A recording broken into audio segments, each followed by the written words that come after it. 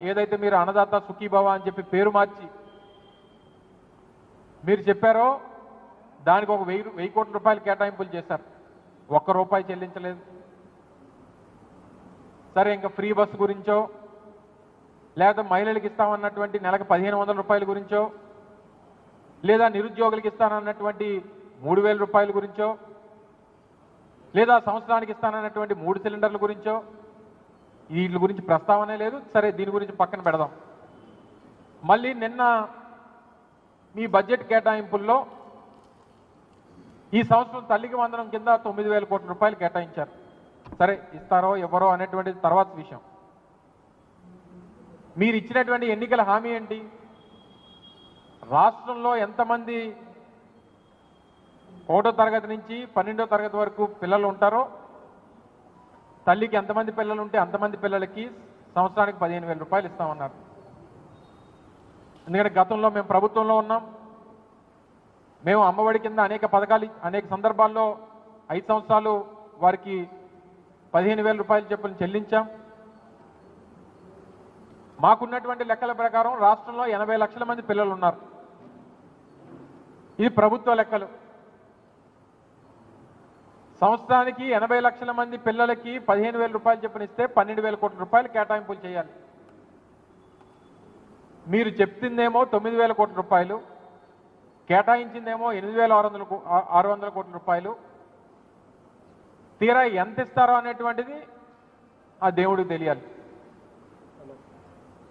రైతు భరోసా కింద ఏదైతే మీరు పెట్టినటువంటి అన్నదాత సుఖీభావ కింద రాష్ట్రంలో 55 లక్షల మంది రైతులు ఉన్నారు. మీరు ఇచ్చినటువంటి హామీ ప్రకారం 20,000 రూపాయలు ప్రతి రైతుకి పెట్టుబడి సాయం కింద అందిస్తామని చెప్పి ఏదైతే మాటిచ్చారో ఆ పెట్టుబడి సాయం కింద ఇస్తానన్నటువంటి దానికి 11,000 కోట్ల రూపాయలు కేటాయింపులు చేయాలి. మీరు కేటాయించింది 6,500 కోట్ల రూపాయలు. సరే, ఇందులో ఎంతమందికి ఇస్తారు? అసలు ఇస్తారా ఇవ్వరా? లేదా గతంలో కేటాయింపులు మాత్రమే చేస్తాం, డబ్బులు విడుదల చేయాల్సినటువంటి పరిస్థితి వస్తుందా రాదా, ఇస్తారా ఇవ్వరా అనేటువంటిది మళ్ళీ ఆ దేవుడికి తెలియాలి. మేము అధికారంలోకి వచ్చిన తర్వాత 2019లో మా మేనిఫెస్టో ఏదైతే ప్రజలకు చెప్పామో దాన్ని ఒక భగవద్గీతగా, ఒక బైబిల్గా, ఒక ఖురాన్గా భావించి, అంత పవిత్రంగా భావించి రాష్ట్రంలో ఉన్నటువంటి అన్ని ప్రభుత్వ కార్యాలయాలు, ముఖ్యమంత్రి గారి కార్యాలయం దగ్గర నుంచి రాష్ట్రంలో ఉన్నటువంటి అన్ని ప్రభుత్వ కార్యాలయాల్లో దాని ప్రముఖంగా వచ్చినటువంటి ప్రతి వ్యక్తికి, ప్రజలందరికీ కూడా అది తెలియాలి. ఎప్పటికప్పుడు ప్రభుత్వం గుర్తు చేసుకోవాలి. ఇచ్చినటువంటి హామీలను నిలబెట్టుకునేటువంటి దిశగా ముందుకు వెళ్ళాలనేటువంటి ఉద్దేశంతో ముందుకెళ్ళాం. దగ్గర 99% హామీలు అమలు చేశాం. ఇచ్చినటువంటి ప్రతి హామీని నిలబెట్టుకున్నాం. అన్ని కార్యక్రమాలు చేసి, అన్ని పథకాలు అమలు చేసి, ఇవన్నీ అమలు చేసినటువంటి జగన్మోహన్ రెడ్డి గారిని చూశారు.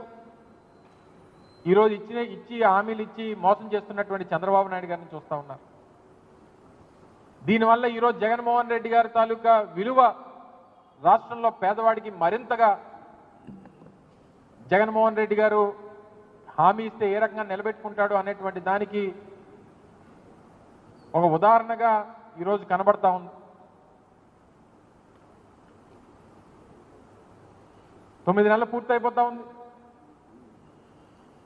క్యాపిటల్ ఎక్స్పెండిచర్ ఏమో 24,000 కోట్ల రూపాయలు చెప్తారు, ఖర్చు పెట్టిందేమో 11,000 కోట్ల రూపాయలు. ఈరోజు కేంద్రంలో ఉన్నటువంటి ప్రభుత్వం, సంకీర్ణ ప్రభుత్వం ఈరోజు మీ మద్దతు ద్వారా నడుస్తూ ఉంది. కేంద్రం నుంచి రావాల్సినటువంటి డబ్బు కూడా దగ్గర 22,000 కోట్లు 23,000 కోట్ల రూపాయలు వస్తాయి ఈ సంవత్సరానికి అని చెప్పని అన్నారు. వచ్చింది 12,000 కోట్ల రూపాయలు. జగన్మోహన్ రెడ్డి గారి ప్రభుత్వం మీద, గత ప్రభుత్వ పాలన మీద ఎన్నికల ప్రచారంలో గతంలో మేము అధికారంలో ఉన్నప్పుడు తప్పుడు ప్రచారాలు చేసి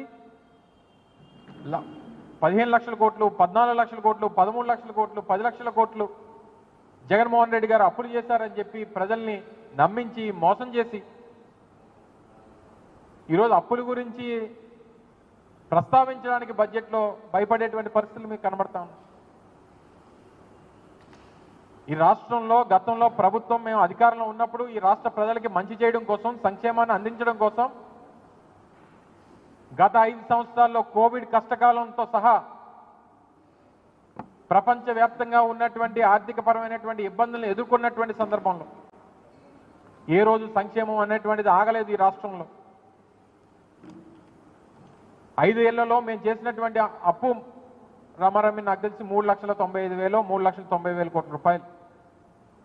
అప్పటికే 2019 సంవత్సరానికి మేము అధికారంలోకి వచ్చేటటువంటి సమయానికి చంద్రబాబు నాయుడు గారు అప్పచెప్పింది మరో 3 లక్షల కోట్ల రూపాయలు. మొత్తం మీద మేము మొన్న అధికారంలోంచి పోయేటువంటి సమయానికి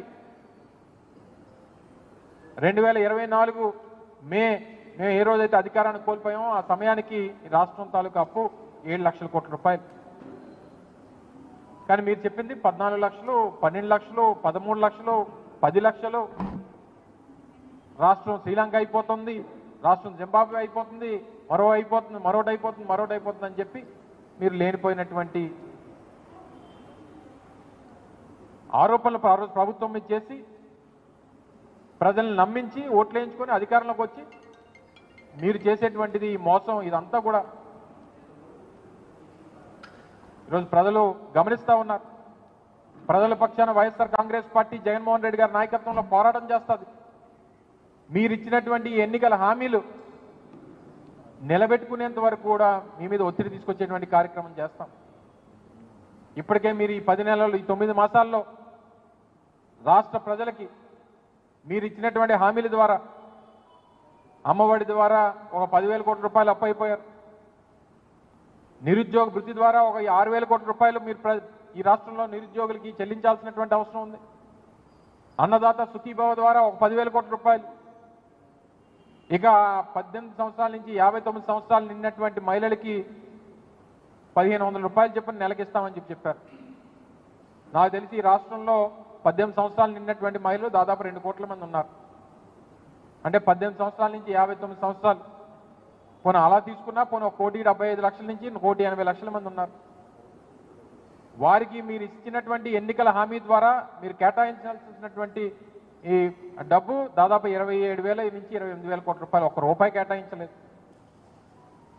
నిరుద్యోగులకి 20 లక్షల మంది నిరుద్యోగులకి 3,000 రూపాయలు చెప్పిన నెలకు 600 కోట్ల రూపాయలు చెల్లించాలి. అంటే సంవత్సరానికి 7,200 కోట్ల రూపాయలు చెల్లించాల్సినటువంటి పరిస్థితిలో ఒక్క రూపాయి కేటాయింపు బడ్జెట్లో లేదు. ఫ్రీ బస్సు కింద దాదాపు 2,500 కోట్ల రూపాయలు బడ్జెట్లో కేటాయించాలి, బడ్జెట్లో లేదు. అలాగే 3 సిలిండర్లకు సంబంధించి 4,500 కోట్ల రూపాయలు బడ్జెట్లో కేటాయించాల్సినటువంటి పరిస్థితి వస్తే 2,500 కోట్ల రూపాయలు అందులో కేటాయించి చేతులు దులుపుకున్నారు. ఫ్రీ బస్సు గురించి అడిగితే గతంలో అనేక సందర్భాల్లో మీ అందరికీ తెలుసు, కర్ణాటకలో ఫ్రీ బస్సు పెట్టారు, తర్వాత హైదరాబాద్లో ఫ్రీ బస్సు తెలంగాణలో కాంగ్రెస్ పార్టీ చెప్పింది, ఆంధ్రాలో ఆ రెండు చూసి మీరు హామీ ఇచ్చారు. అడిగితేనేమో దసరా అన్నారు, దసరా వెళ్ళిపోయింది. తర్వాత అడిగితే దీపావళి అన్నారు, దీపావళి వెళ్ళిపోయింది. తర్వాత సంక్రాంతికి వస్తున్నాం అన్నారు, సంక్రాంతికి వస్తున్నాం సినిమా వచ్చింది తప్ప ఫ్రీ బస్సు రాలేదు.